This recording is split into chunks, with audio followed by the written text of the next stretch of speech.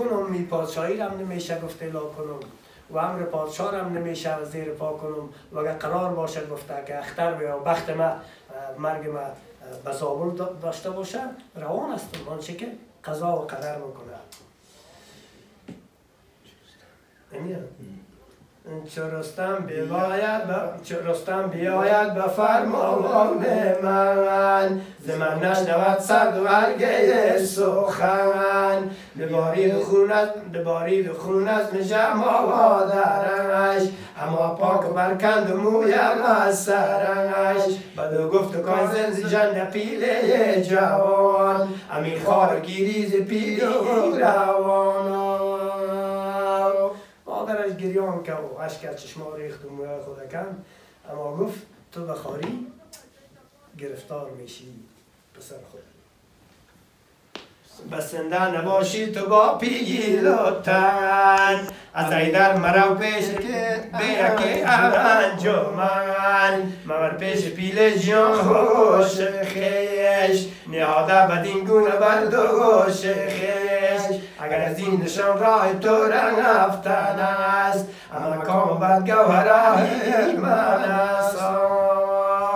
آن وقتی که میری به تنهایی پیش از اون نرو دیگر تو باید با سپاه بزرگی حرکت کنی بروی.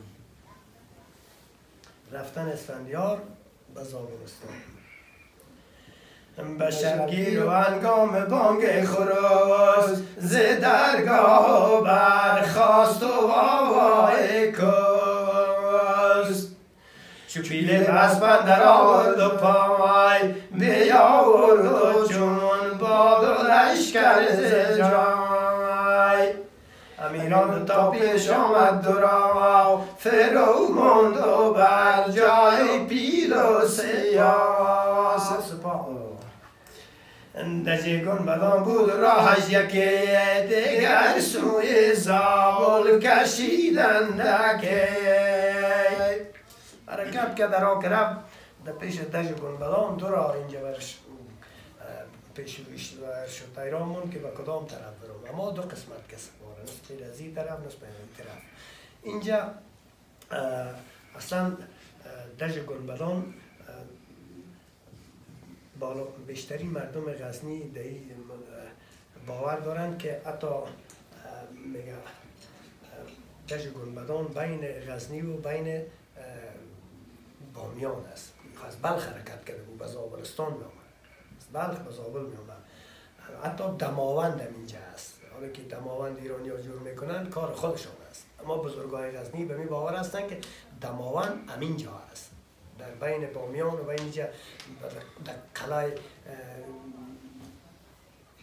ضحاک که است نه در شهر ضحاک یا قلعه ضحاک که است این بین قلعه ضحاک این منطقه را میگن باور دارن که ایرانی ها امروز سمبول جور کردین. شما در دایره المعارف بخونید نام فعلی و نام سابقشانه و نام سابقشان مثلا در تاریخ معاصر جور کردین در زمان بعد زمان ساسانی ها در وقت بخش تاریخی شاهنامه جور کردیم جایی که اینا جور کردیم مازندران جور کردیم. اگر مازندران شاهنامه قسمت های از بدخشان ما و قسمت های بدخشان تاجیکستان که اون طرف با چین و این هم سرحد بوده اینجا بوده. اگر اون مازندران از لحاظ جغرافیایی بریم ارزیابی کنیم این تو یک جای نمیته که هم به چین وصل شده باشه اون طرف هم به این وصل شده باشه به خاطر از اینکه کید هندی وقتی که افراسیاب در مقابل که خسرو پاسان عاجز میشه شکست میخوره اون طرف کید هندی رو میخواد اون طرف از چین کمک میگیره.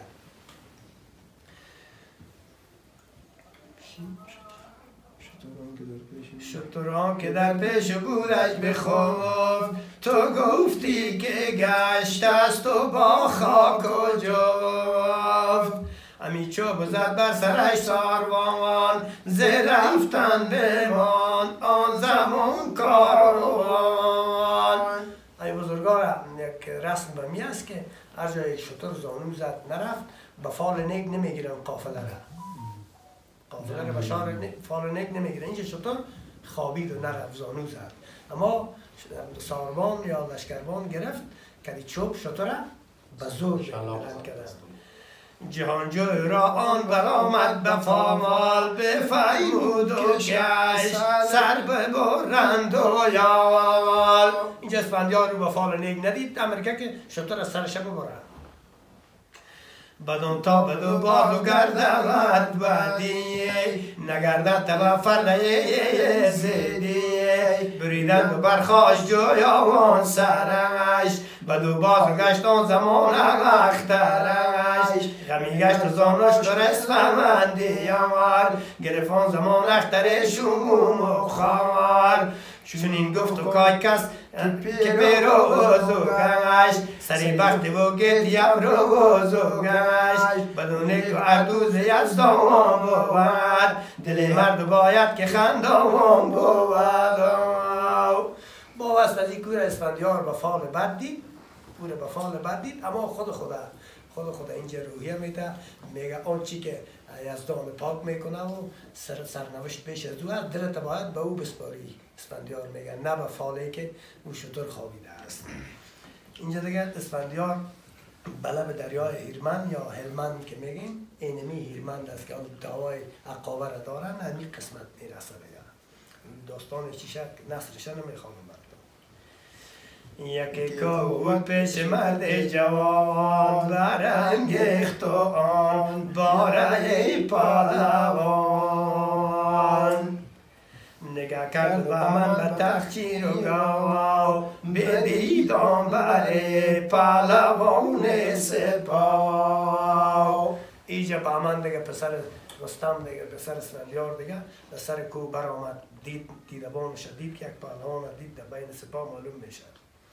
درختی گرفته و چنگ اندرون بره و نشسته بسیر نمون یکی نر گوری زده بر درخت نهالده بره خیش و گویا رخت. دید که یک پهلوان نشسته و یک نر گور زده درخت زده و زیرش آتش کرده خودش کوباره نشسته. کسی یکی جام بر می به دست دیگر پرستنده بر پای و پیشش و سر می گشت رخشن در آن مرغزار درخت و گیا بود و همچون بروار.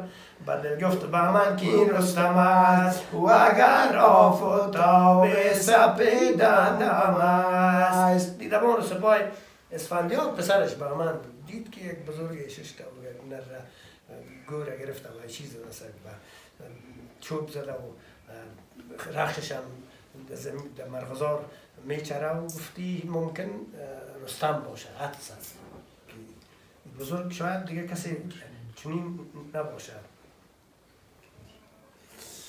بگیتی کسی مرد از انسان نبید نه از نامداران پیشین شنید بترسم که باید اسفندیار نه تا بعد به پیچت سر از کار و زار. خود به من رای میزنه دیگه اگر قرار باشه که امیر رستم باشه و ای از فرمان اسفندیار سر به پیچه ببینیم که روزگار به کجا میکشد.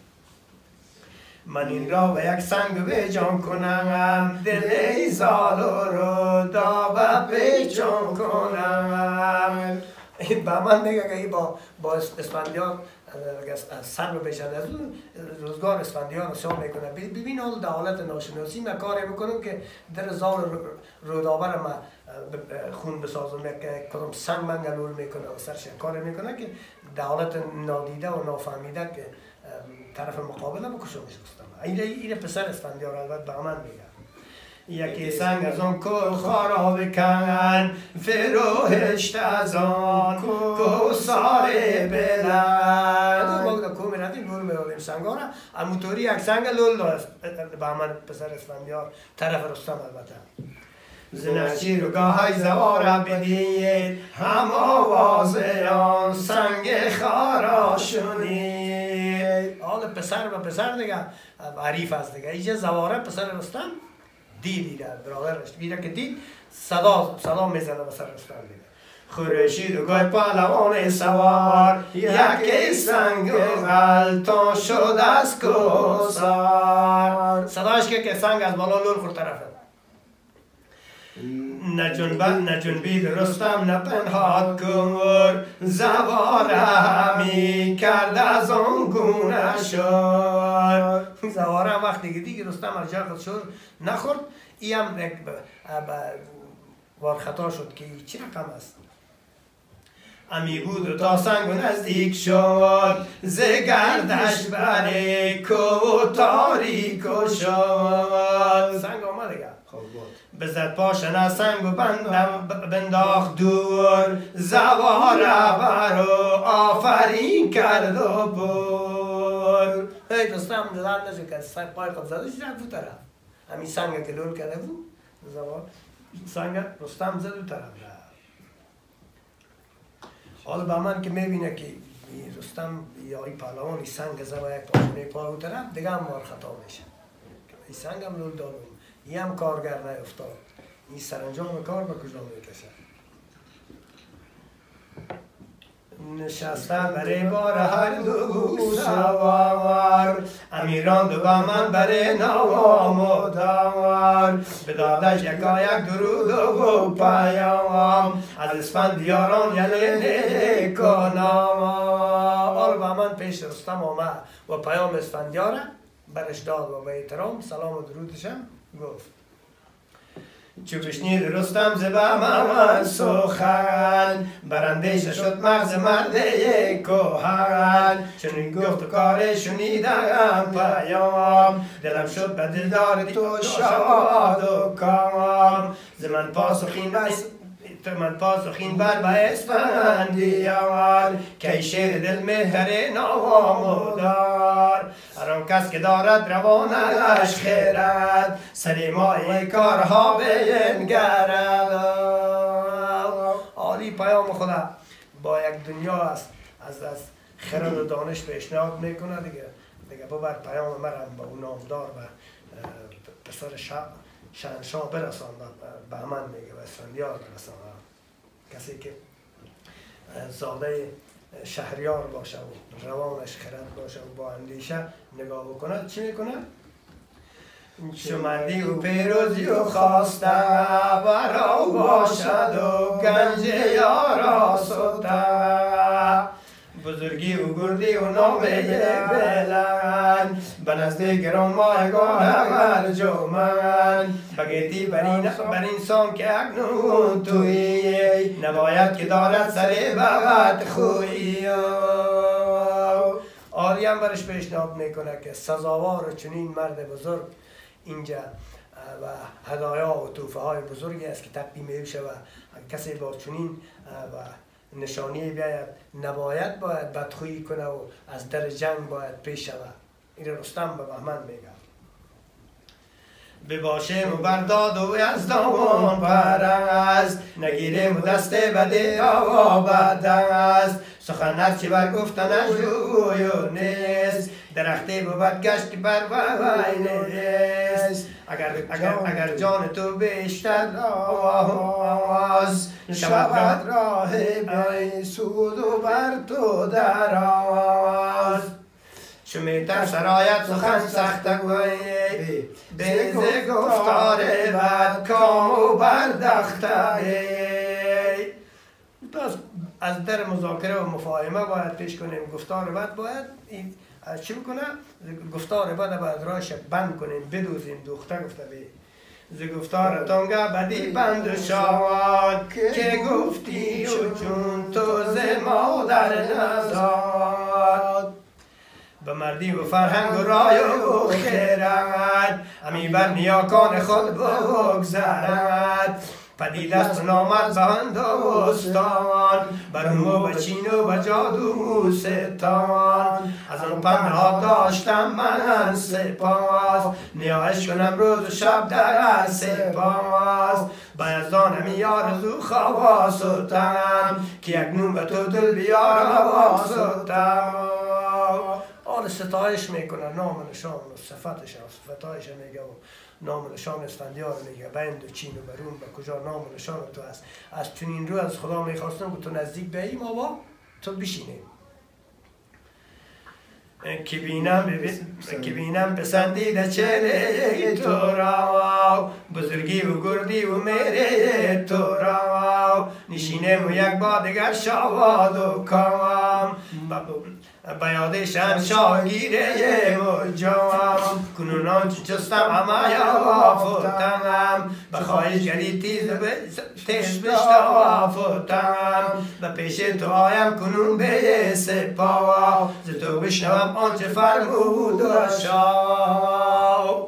با صفتایی که برازو میکنه میگه من قرار است پیش تو بیایم صحبتای تو را بشنوم، سعی کنیم فرموده های شاه چی است، به فرموده های شاه گوش بدیم.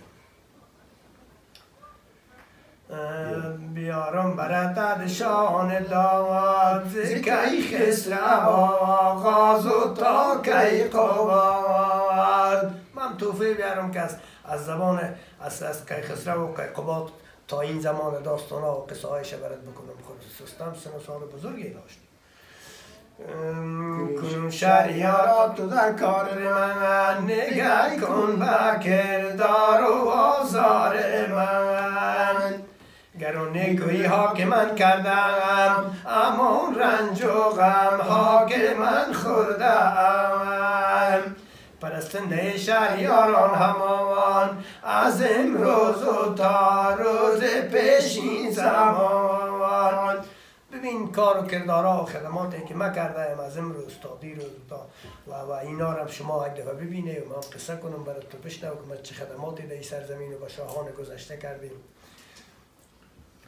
چه پاداش آن رنج و بند آیدم، که از شاه ایران گزند آیدم. اگر قرار باشه که پاداش این کارهایی که من کردم بند باشه و گزندی هم از شاه خود ما بر ما برسه، این چی است؟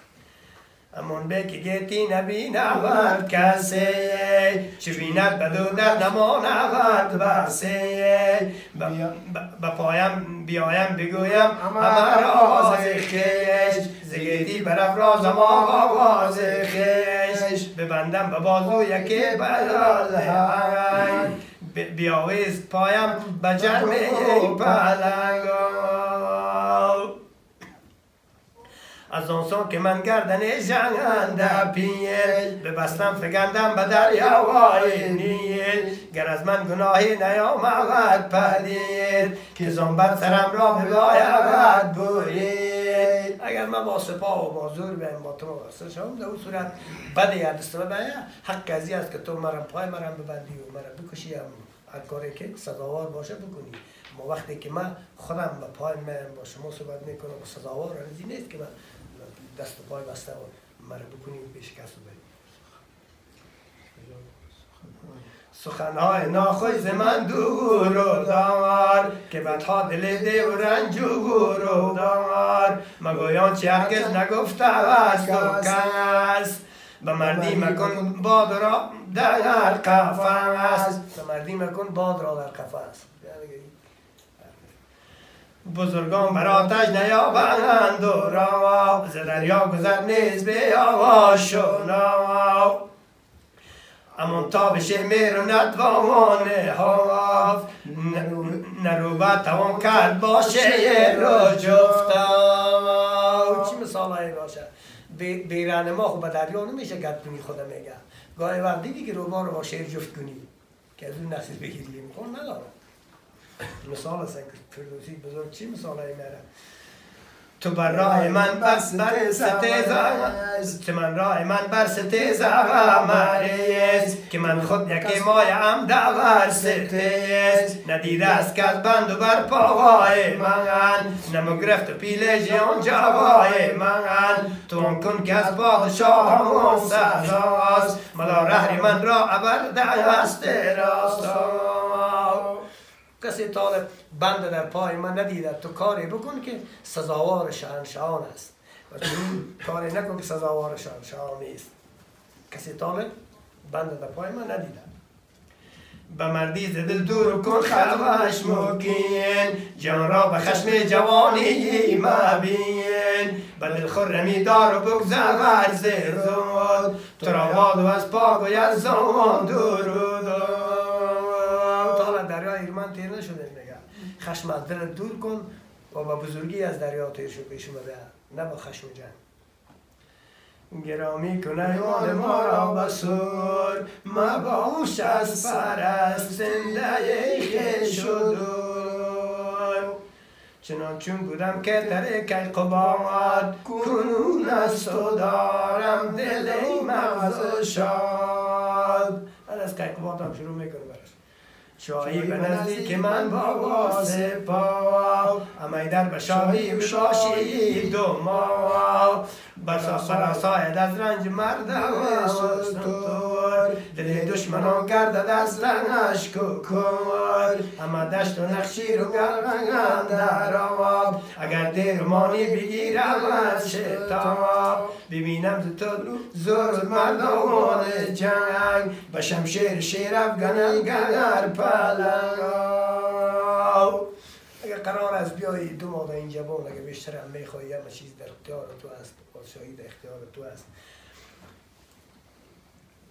گشایم ز در گنجه های کهن، که یک در فگن پیشا شمشیر و بان. اما گنجه ها رو میکشم بوده و پیش تو آرم اما سرچه است، که من گیره گردم بله روی دست. که من گرد کردم من روی دست.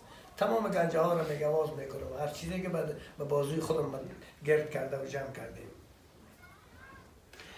دژم ده سپرا و تندی مکن، چو خوشی بیایی برندی مکن. انان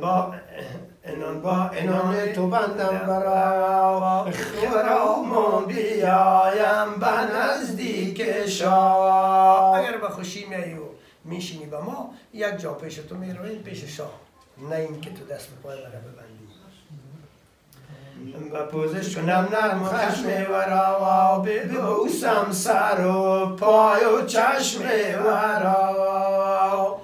بپرسم ز بیدار شاه بلند، که یایم چرا، چه که پایم چرا کرد و باید ببند. اما هرچه گفتم تو را یاد داد، بگویش که بر ما بر اسفندیار. میگه چرا با پادشاه میگوییم که قرار اگه بود که مرا میخواستی، چرا اسفندیار را روان کردی؟ ما به دست بند باید بیایم و دست پای بند شده. ما هم گلی خود به شاه باید بگوییم. شاه میمان ما بود، از اینجا پس رفته بود. فکر میکنم داستانهای خیلی خیلی طولانی است، اون قسمتایش کم میکنیم. خوبه. اما تو نکنیم؟ خوب است. استاد بیخی رو برو بساز شکل اسفندیار. اسفندیار با رستم می آمیزه و در این جنگ 160 تیر خدنگ رستم میخوره و خودش رخشش و اسفندیار هم هرچی میزنه و جان از او کارگر نمیشه و پس میروه. هر کس به میدان جنگ برمیگردن. اما روز دیگه که از سیمرغ کمک میگیره و سیمرغ هم توصیه میکنه که اول کوشش کن که با او به جنگ پیش نیایی. وقتی که قبول نکه پیشنهادت، باز میتونی که تیر و ترکش مونی، فقط به چشمایش بزن و جای دیگه نی.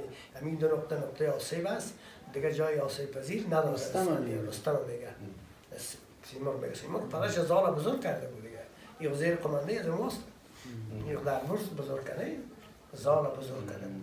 این وقتی که به دنیا آمد زال، چون پسر پادشاه بود، مویای سفید داشت، رنگ چی میگن آن ما شما میگن یک قسم میباشد میره سفید که میباشد، همین خدری هستی. ایره پدرش دادش بردن در کوی البرز ماندنی، از ابو زاغ ایره بزرگ کرد، سیمرغ بزرگ کرد که بزرگ شد. پس آن ما پاشایی پدر زال زال که نگه از او شرمید که من تو را یک آدم ایماندار فهمیدی تو چرا یک پسر داشته باشه، من اینو نمیتونم بزرگ کنم و داری برسیم. باز آمده رستم به نزد اسفندیار، ایش هم دونه قسمتش با جنگش دیگه، پاسخ دادن اسفندیار، ایش هم اون طرف پاسخ دادن اسفندیار، رستم قصای شده است. پاسخ دادن رستم اسفندیار هنر نمودن رستم و اسفندیاریش هم میکشه بسیار شمامه رو میگه آخرش عرضی بخونی که تا آخر که گوش نکنی نمیفهمی چی گفته رزم رستم با اسفندیار یک قسمت امیر میخونیم یک قسمت آخرش درست هنی؟ خوب است چو شد روز رستم بپوشید و گبر نگهبان تن کرد و بر گبر و ببر کمنده به فتراک زین ببر ببست بر آن باره پیل و پیکر نشست بفرمود تا شد زوار برنگش فراوان سخن راند از لبش کرنگش بدو گفت رو لشکر آراوای و بمش بری کوه زنگ و بر بابای و بمش رستم رخش زیر پای کرد و سپاه را گرفت اما زواره پسرش گفت که برو تو اصلا فرمان لشکر تو در دست بگیر ما به تنهایی به جنگ اسفندیار میروم اینجا میگم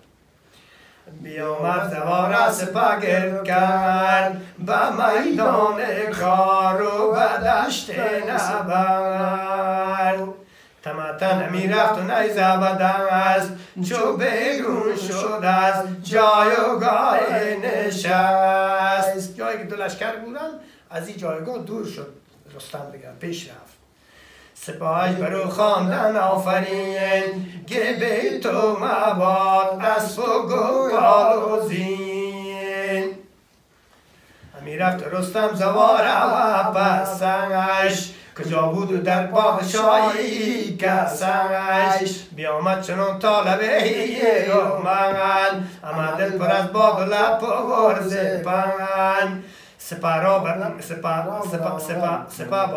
سپاه برادر امان جواب مان سوی لشکر شاهی را براند سپاه را با زواره و برادرش موند و خودش حرکت کرد چنین گفت و پس با زواره و براز که مردیست این بدرگه و ساز بترسم که با او نیارم زدن ندانم که زین پس چه کشاید بودن تو اکنون سپه را ای دور بدار شوم تا چه پیش آورد روزگارم برم من خب جنگ از اون میرم نمیدانم که بخت و طالع در کجا میکشه اما تو سپاه را آماده نگاه کن زواره را میگه رستم میگه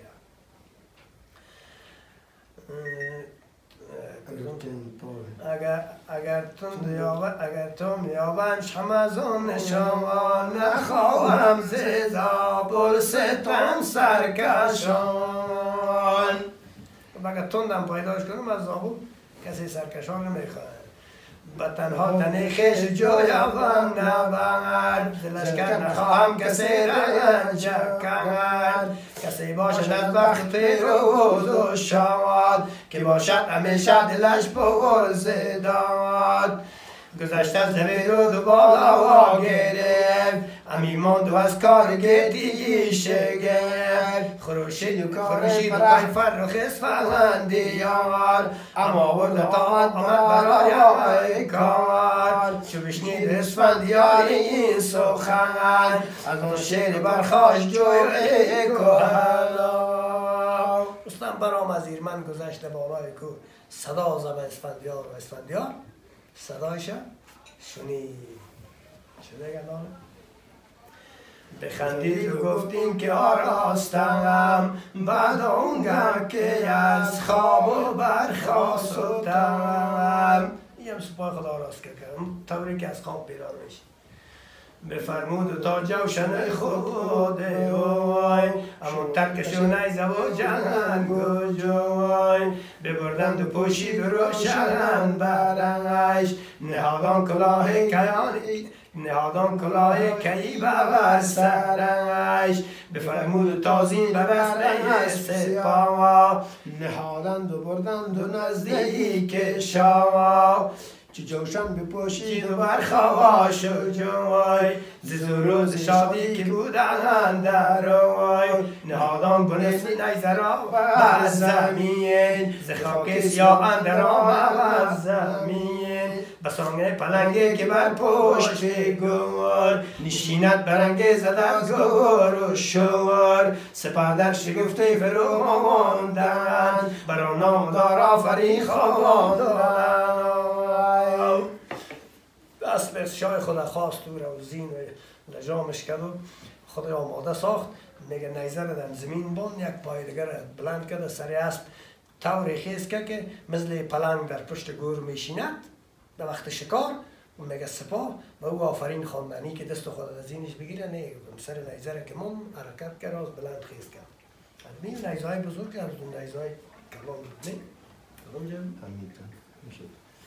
همی شد چون نزد تمتن رسید مرو را بران بار تنها بید تنها رستم دید پس سربارگی با پشو توان بگفت که ما را نباید بدو یار و جفت چو تنها ما نیست تنها شویم ز پستی بران تند و بالا شویم سر دفعه میرن بران گونه رفتند و اردو برز تو گفتی که اندر جهان است و بز چون نیزد گشتن پیگ و جوان دو شیر سرافراز و دو پهلوان خروش آمد از یاره دو مرد تو گفتی به درید و دشت نبرد چون این گفت رستم به آواز سخت که ای شاه شادان و دل نیک بخت از این گونه مستید و بد را مکش سوی مردمی باز و بازار و هوش باز رستم سر صدا کرد که نزدیک شدن گفت از این ستیزه جویی دست بکش از در هوش پیش بیا اگر جنگ خواهی و خونده خودتن بر این گونه بر سختی آوه خودتن بگو تا سوار آورم زابولی که باشند با خنجر کابولی بر این رحمگاه به جنگ آورم خدای در زمان درنگ آوریم قرار است که به جنگ آمدی بان که من سپاه از زابل بخوایم با شمشیرهای کابل از کابل بخوایم خود ما را دور بگیریم سپاه به جنگ رستم بر اسفندیار میگه بباشد بکام تو خونه خودتن ببینی تکاپوی آوه خودتن چون این پاس خواوردش اسفندیار که چندین چی گویی چونن آقا بکار از ایوان به شبگیر و برخواستی از این از این تند بالا مرا خواستی چرا ساختی با من اکنون فریب امانا بدیدی به تنگی نشب اگر قرار نبود دلت به جنگ نبود اسفندیار میگه چرا مرا در بلندی خواستی و حالا که خواستی گفت مرا گفت در نشب گیر کردی یا مرا در تنهایی گیر کردی میگه که من سپاه بیارم دیگه بیارم اسفندیار میگه چه باید مرا جنگ زابستان وگر جنگ گردان و کابستان مبادا چنین ارگزاین من سزا نیست این کار در دین من که ایرانیان را بکشتن دهم خودم در جهان تاج بر سر نهم من چنین آیین نیست که سپاه لشکر ایرانیان را بکشم من تنها کتی خودت میجم اسفندیار را ایرانیان اینا این چیز روشن میشه که امی ایرانی که گویا سمنگان است امی ایرانی است بلخرک امی مرکز ایران به زمان کرانیان و پیشدادیان بوده امی جغرافیا بوده منم پیش روور که جنگ آوایدم مگر پیش جنگ نهنگ آوایدم تراگر همی یار را باید بیار میا یار هرگز نیاید بکار مرا یار در چنگ یزدان بود سر و کار با وقت خندان بود توی جنگ جایو منم جنگ خواه مگر دیم و یک پا دیگر به سپاه تو هم جنگ میخوایی من جنگ میخوام بیا به سپاه جنگ میکنیم حاجت نیست که ما دو سپاه رو بجنگانیم و خونشان رو بریزانیم ببینیم تا اسب اسفندی آمار سوی آخر آید همی به سوار. ببینیم که اسب اسفندیار به سوار طرف آخر میه یا از رستم سعی کرد نهادند و پیماند وگر باره رستم جنگجوی به ایوان حد به خداوند روی. ببینیم اسب اسفندیار طرف آخر به سوار میه یا اسب رخش رستم به خداوندش میره طرف صاحبش. نهادند و پیماند و جنگ که است نباشد بران جنگ و فریاد و رست. نخستین به نیزه برای خودتن همی خون جوشن فرور خودتن باورد و کرد چنین تا سنانها به هم ارکش شکم است به شمشیر گردند و ناچار و دم است برآورد و گردن برافراوا خودتن چپ و راست ورد و همی تاوا خودتن ز نیروی اسبان و زخم سران شکسته شدم تیغهای گران برافرا خودتن آن زمان یا والو روا ز زین برکشیدند و کپاوالو روا همی ریختن اندر آب و برد و گرد چه سنگ اندر آید ز بالا وای برد چه شیر زیان اردو آسا گفتن بر از خشم و اندام ها گفتن همون دست بشکفت و گرزه گرامان فرو ماند و از کار و دست سرامان گرفتن از آن پس دوال کمر دو از پیش اگاور فرو بورد و سر همی زورو کردین بران آورین نجنبید و یک شیر و بر پشت زین پراگنده گشتند و از آرد و گاما غمی گشت و مردان و اسب و ستما کفندر دهان شان شده خون و خاک اما گبر و برکست و خاک و چاک با نیزه زدن و با شمشیر زدن و بالاخره گرزار بلند کردن نفر یکی دیگه زدن و سرانجام با هیچ چیز کارگر نیفتاد یکی از دوال و کمر دیگه گرفت هر قدر زور زدن یکی از اسب دیگه بلند نشد خسته شدن اردوشون چه بگم جدا میشه میگه این اینجا میباشه که زواره از دیر بازگشتن رستم نگران شد و لشکر به سوی سراپرده اسفندیار کشید میان اون کشته شدن تانوش آذر پسر اسفندیار یکی از پهلوانان سیستانی به نام علوای این را از پای در آورد و زواره برآشفت و شاه زواره را بر خاک افکند. نیرنوش برادر او به جوش اومد و با فرامرز پسر رستم برآویخت که او هم به دست پهلوان سیستانی کشته شد. دو تا پسر از این کشته میشه این گپ نگاه بوده میشه. او فکر میکنه که رستم کشته شده پسر رستم لشکر میکشه میره به خیمه اینا. شما بهمن این قسمتشان نمیخوانیم این قسمتشان قصه گفتم کشته میشن و او طرف میرن اما جایی رو میخوانیم که چی میشن چنان آفر اسفندیار به سراپرده بازگشت و خیشان را دید که بر دو پسر کشتهش چی میکنن نجوا میکنن و میگیرن دو پسرش به دست پسرای رستم کشته شد. نگه این قسمت شما میگذاریم امروز چاره ساختن سیمرغ زال و اسفندیار رو میگه بر اسفندیار. نمی قسمت یک قسمت از این میخونیم یک قسمت با کشته شدن شه کوتاه میخونیمش خوبه. چو گشتند و اردو بر این رای کن سپه بود برام آمد به بالای تون نتانستن که دیگر بزنم از ایوان سه نقشی چی هستی؟ از ایوان سه مجمر بر آتش ببار برفتند و با سه اشتار و گرد تعدادی از پالونا که دیجا فسونگر چو بر تیغ بالا رسیه زده باید که بر بیرون کشید و مجمر یکی آتش ببر فراخت زبالای آن بر لخته بساخت چو پاسه از آن تیر شب در گذشت تو گفتی هوا چون سپاه ابرو گشت. یک گوسفند زدن اونجا چی کردن ایره کباب بکنن. امانگه چو مرغ از هوا بنگرید درخشنده آتش و تیز درخشیدن آتش تیز و دید آلیا آتش کردن که موسی مرغ بیایه یا که راست پیشون است.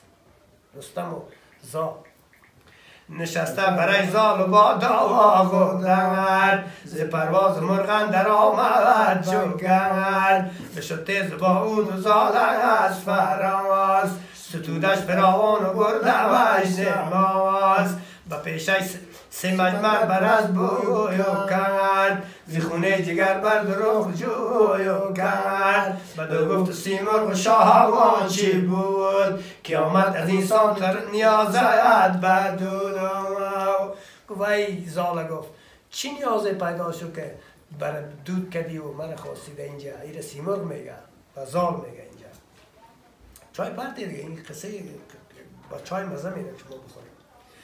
چنین گفت که این بد به دشمن رساد که مرمن رسید از بده ببر نشاد. تن رستم شیر دل خسته شد از آن خستگی جان مر بسته شد.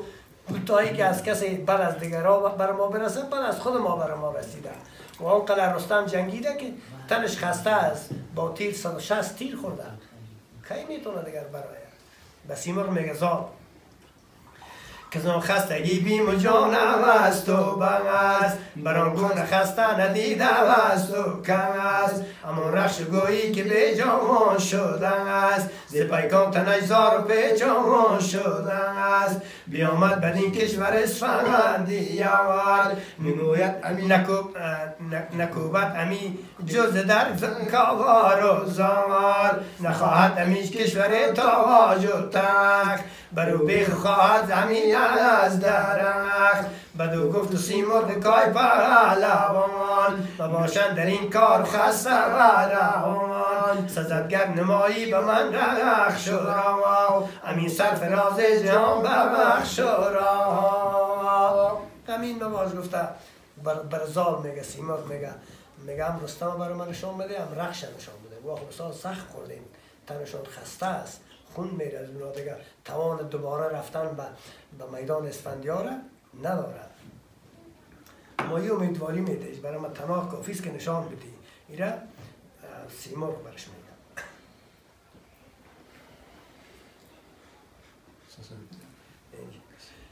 کسی سوی رستم فرستاد زال که لخت بچاره بر افراز و یال حرکت کنه به فرمای تا رخش را همچنان بیارند و پیش تو اندر دوان. چو رستم بران تند بالا رسید اما مرغ روشن دل را بدید بدو گفت و کاژند پیله بلند ز دسته که گشتی بدین سامان نژند چرا رزم جستی ز اسفندی آور امیات شفگندی اندر کنار بدو گفت گازه خداوند میر چو اکنون نمودی به ما پاک و چیر گریدون که رستم نگردد درست کجا خواهم اندر جهان چای و جوست اما سیستان پاک و ایران کنند با کام دل ایران کنند شود گنده این تخمه موازه بامان کنون هرچی دانم و یک سر سخن نگه کرد و مرغان در آن خستگی بدیدن در آن راه پیوستگی و دو چار پیکان بیرون کشید به منقار از آن خستگی خون کشید بر آن خستگی ها به مالید و پرد اما در زمان گشت و بازه و فرا. و اگر چاره چنین نکنید سیمرغ زال میگه اون میگه تمام سیستان میگه خراب میکنه همیشه جز قلمرو ایران میسازه سیستان. و سیمرغ با مو خستگی ها و زخمایی که اسفندیار و رستم و رخش خورده بود پر خود میکشه اونا دوباره صحتیاب میشه. حالا این قسمتش دیگه اگر بگذاریم بیم در روبرو شدن دومش چی نظر میدیم؟ خوبه. این رو میخونیم کشتن اسفندیار آنو برش توصیه میکنه از پر خود چی جور میکنه چی میگه چیزی تیغ گاز برش جور میکنه و تیر جور میکنه این پر رو میبره و این در قسمت چشماش میرساندش. میگه اما برش میگه که قبل از اینکه بزنی پیشنهاد کن که دیگه اسفندیار جنگ نکنه، اما چنین میکنه رستم. سپیده همون گاز گوبردمید میان شب تیروان در چمید. سپیده افتاد برآمد دیگه روشن شد کم کم. بپوشید رستم سلیح نبرد امیر از جهان آفرین یاد کرد. همیشه خدا رحمت کنه استاد دریابر میگفتی اون صلاح در شانش میگفت صلاح نگفت صلاح دیدن میگه صلاح بگو صلاح بگو صلاح به کسره بگو به سین بگو به صاب نگه. چو آمد برای لشکر ناوا مداور به کینجوی لطرز و اسفندی آورد بدو گفت و برخیز از این خواب خوش برای زبار رستم کینه کش. چو بشنید آوازش اسفندی آورد سه جان پیش رو گشت و خوارد چنین گفت و پس با پشو تنن کشید نباشد برای مرد جادو دل را. این میگه چرا قم جادوگر است که بازی دلیل پیش این مرد محمدی خود تکه تکه و پارچه پارچه شده چطوری به بچه خود میگه و به بهمن میگه اسفندیار میگه گمانه نبردم که رستم زیرا بیرون کشد بیرون کشد ببر و گبر و گلا امان بار کش رخش زیر اندرش زیر پیکان بود اید پیدا برش. شنیدم که دستان جادو پرست بنگام بازد بنگام یازد به خورشید و دست. چو خشم آورد است چو خشم آرد از جادو بگذرد برابر نکردم پس این جواب خیرد. رستم هم توان برگشتن به میدان جنگ نداشت، رخش هم نداشت، اما من شنیدم که زال جادوگر اگر بخواید میتونه در هر جای دستش برسد. ایره به جادوی از او برگشته.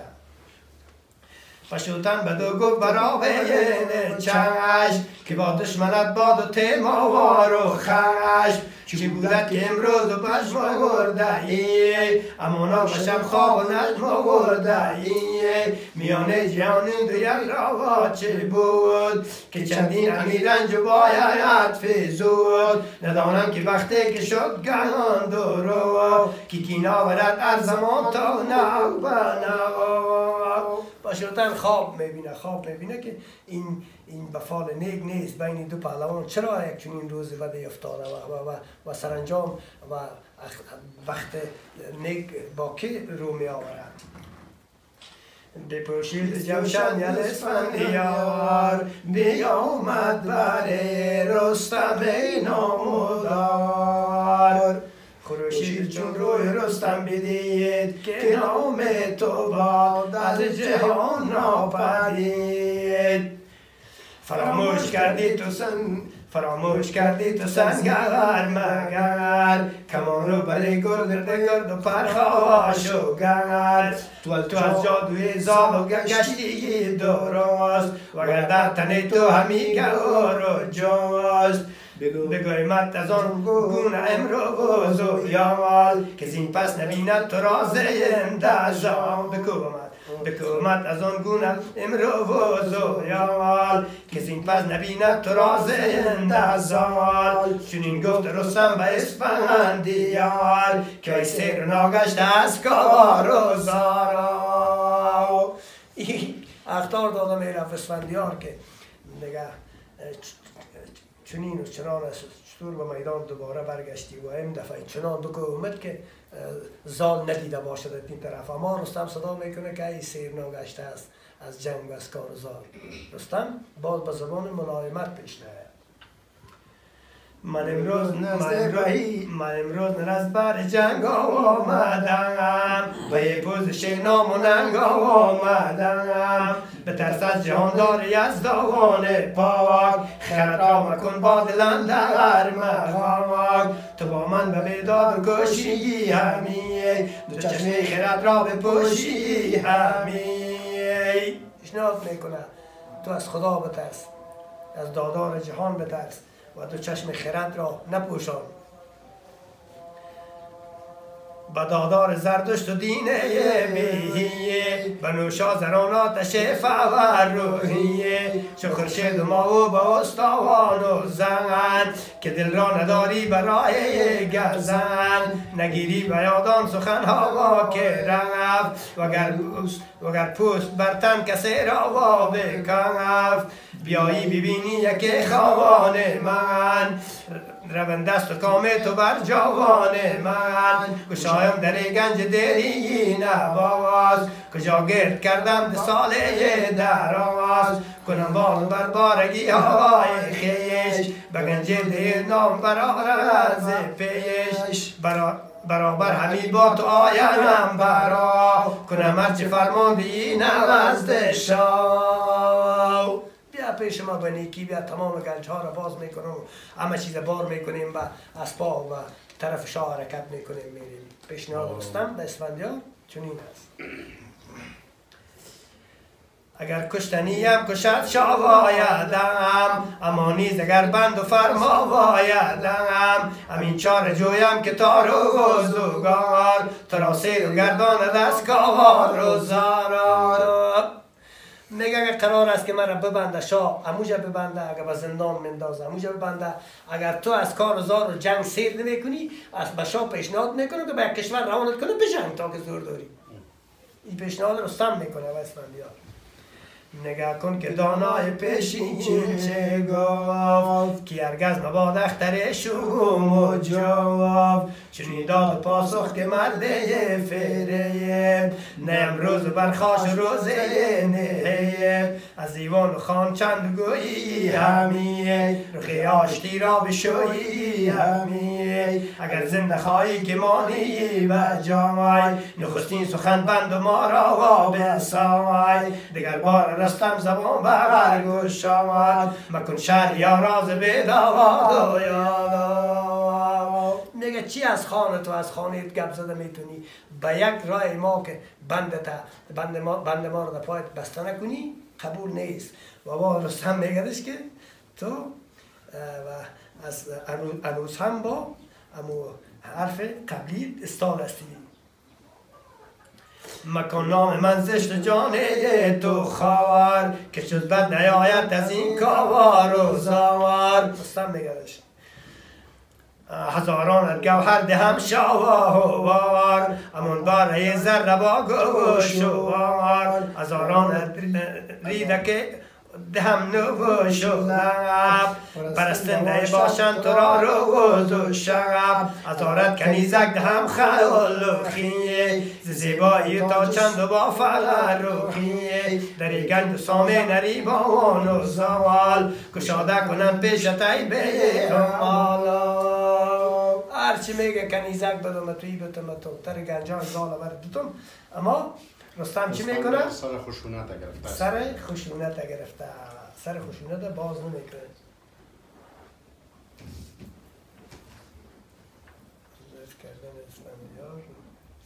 بخش آخری شد. اما آخری میخوام. بشوتنه نمیشه میخوام.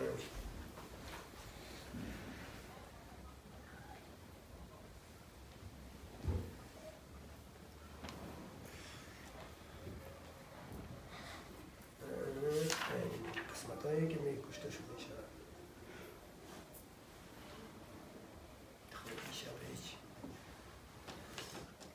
برستم چنین گفت اسفندیار که تا چند و گویی سخن ناوکار